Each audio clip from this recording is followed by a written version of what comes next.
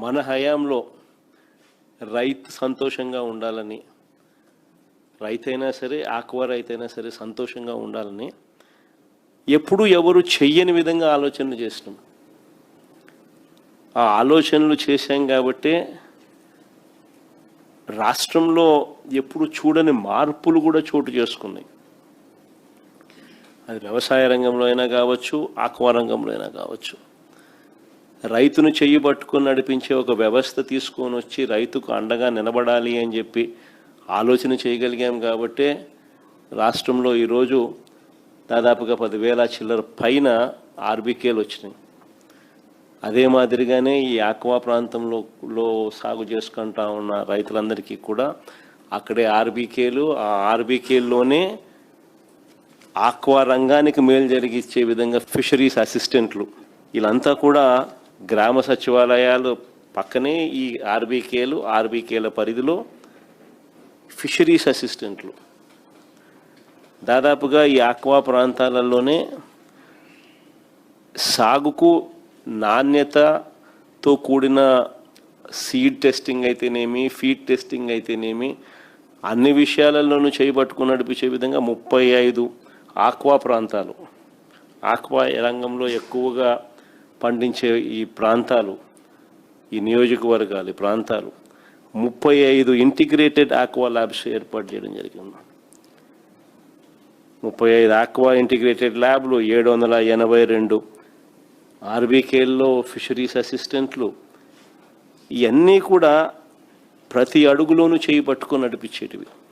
వీటికి తోడు అప్సడా చట్టం, ఏపీ స్టేట్ ఆక్వా డెవలప్మెంట్ అథారిటీని తీసుకొచ్చి దానికి ముఖ్యమంత్రి హోదాలో ముఖ్యమంత్రి దానికి చైర్మన్గా పెట్టి ప్రతి అడుగులోనూ కూడా రైతును చేయి పట్టుకొని నడిపించే విధంగా చర్యలు తీసుకుంటూ, సిండికేట్ అనేది ఎక్కడ కూడా రైతును ద్రోహం చేసే విధంగా ఉండకూడదు అని చెప్పి కట్టడి చేసే కార్యక్రమాలు కూడా జరిగాయి. ఇవన్నీ ఒక ఎత్తు.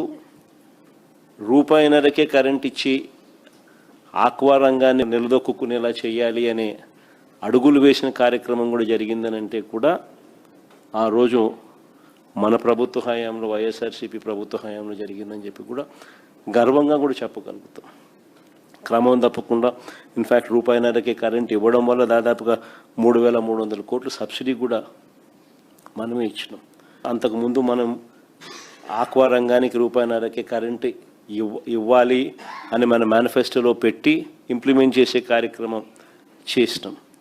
మనం చెప్పినాక చంద్రబాబు నాయుడు ఎన్నికలకు 6 నెలల ముందు ప్రజలను మళ్ళా మభ్యపెట్టేందుకు, మోసం చేసేందుకు అప్పటిదాకా ₹3.85తో ఇచ్చిన కరెంటును ₹2 అని చెప్పి మనం చెప్పిన తర్వాత తీసుకొచ్చే కార్యక్రమం చేసి ఓ జీవో ఇచ్చాడు.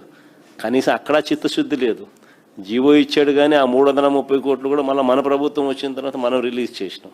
ఈ మాదిరిగా చిత్తశుద్ధి లేకుండా చేసిన కార్యక్రమాలు అటువైపున, చిత్తశుద్ధితో చేసిన కార్యక్రమాల ఫలితం నిజంగా ఆక్వా రంగం నిలదొక్కుంది అని చెప్పడానికి ఎన్నెన్నో ఉదాహరణలు ఉన్నాయి. ఇన్ఫ్యాక్ట్ రాష్ట్రానికి బెస్ట్ మెరైన్ స్టేట్ అవార్డులు ఫిషరీస్ డిపార్ట్మెంట్, సెంట్రల్ గవర్నమెంట్ ఇచ్చింది.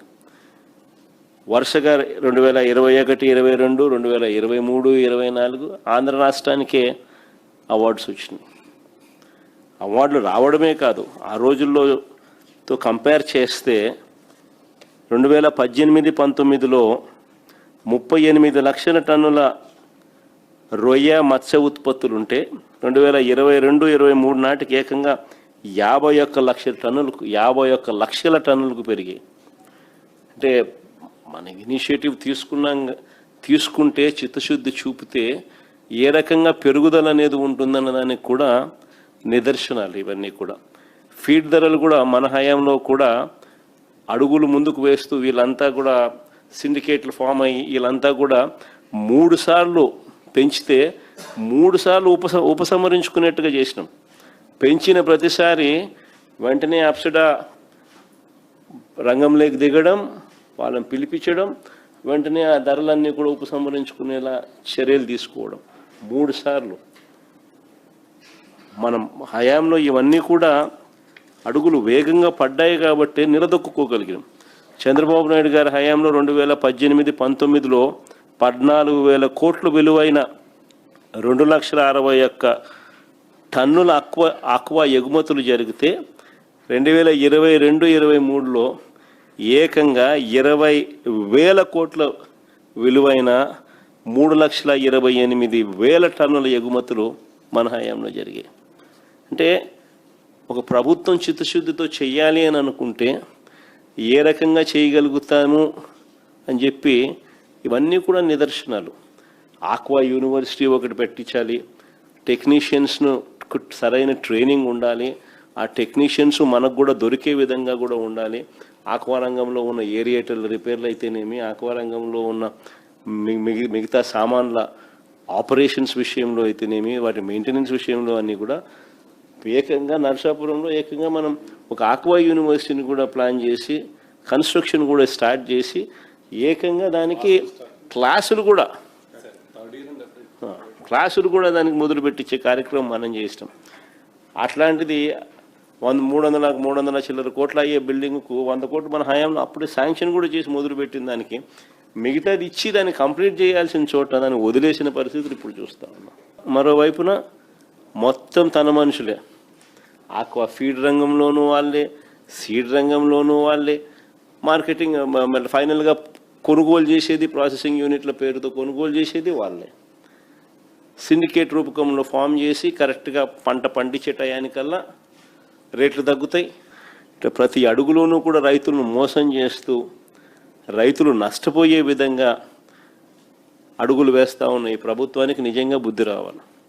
ఈరోజు 100 కౌంట్ కూడా 225 రూపాయలకు 225 రూపాయలకే కేజీకి గిట్టుబాటు కాని పరిస్థితిలో ఒకవైపున రైతు వ్యవసాయం చేస్తూ ఉంటే ప్రొడక్షన్ కాస్ట్ దాదాపుగా 270 రూపాయలు అయిన పరిస్థితుల నేపథ్యంలో ఇప్పుడు రైతు వ్యవసాయం చేస్తూ ఉన్న పరిస్థితుల్లో ఆ 270 రూపాయలు ఎట్లా ఇప్పించాలా అనేది ఆలోచన చేయకుండా దాన్ని 225కు 240 రూపాయలకు 240కి పడేసిన పరిస్థితిలో ఈరోజు వ్యవసాయం జరుగుతూ ఉన్నప్పుడు ప్రొడక్షన్ కాస్ట్ ఫిబ్రవరిలో 4 రూపాయలు పెంచినారు, మళ్ళా మేలో 8 రూపాయలకు పెంచి తగ్గిస్తారేమో అని ఆశగా ఎదురు చూస్తే తీరా జూన్లోకి వచ్చేసరికి 8 కాస్త 10 రూపాయలకు పెంచేసినారు.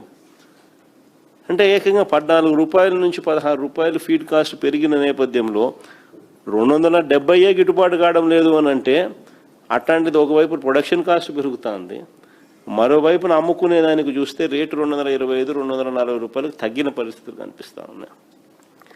సో ఇటు పరిస్థితుల్లోనూ ఈ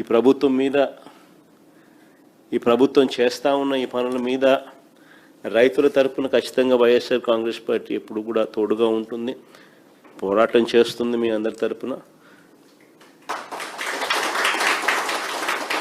ఇక్కడ జరుగుతూ ఉండేది రాష్ట్రం మొత్తం చూసేట్టుగా మళ్ళీ ఒకసారి జరుగుతూ ఉన్న ఇబ్బందులు, జరుగుతూ ఉన్న నష్టాలు ఆ టయానికి ఇంకా మనం హైలైట్ చేసే కార్యక్రమం చేద్దాం. ఆ జూలై 1, 2వ తారీఖులో మనం నా ప్రోగ్రాం పెట్టే లోపల వీళ్ళల్లో పరివర్తన వచ్చి వీళ్ళల్లో ఏదైనా మార్పు వచ్చి ఈ 10 రూపాయలు ఏదైతే పెంచినారో ఇప్పుడు 10 రూపాయలు 12 రూపాయలు ఏదైతే రేట్లు పెంచినారో ఆ పెంచింది తగ్గిస్తారేమో అని ఆశిద్దాం. ఆ పెంచింది తగ్గించే దానికోసం టైం ఇచ్చినట్టు ఉంటుంది, జూలై 1వ తారీఖు దాకా టైం ఇచ్చినట్టు ఉంటుంది. ఒకవేళ జూలై 1 దాకా కూడా తగ్గించిన పరిస్థితి కనిపిస్తే జూలై 1వ తారీఖు ఇద్దరు విషయం మన ప్రోగ్రామ్ ఏదైనా పెట్టండి, ప్లాన్ చేయండి. గట్టిగా అందరము మనం పడతా ఉన్న బాధలు, మనం పడతా ఉన్న అగసాట్లు అన్నీ కూడా రాష్ట్రం మొత్తం చూసేట్టుగా, దేశం మొత్తం చూసేట్టుగా కూడా ఒక మంచి గొప్ప కార్యక్రమం కూడా చేద్దాం. చేసి రైతుల తరపున తోడుగా నిలబడే కార్యక్రమాన్ని కూడా ప్లాన్ చేద్దాం.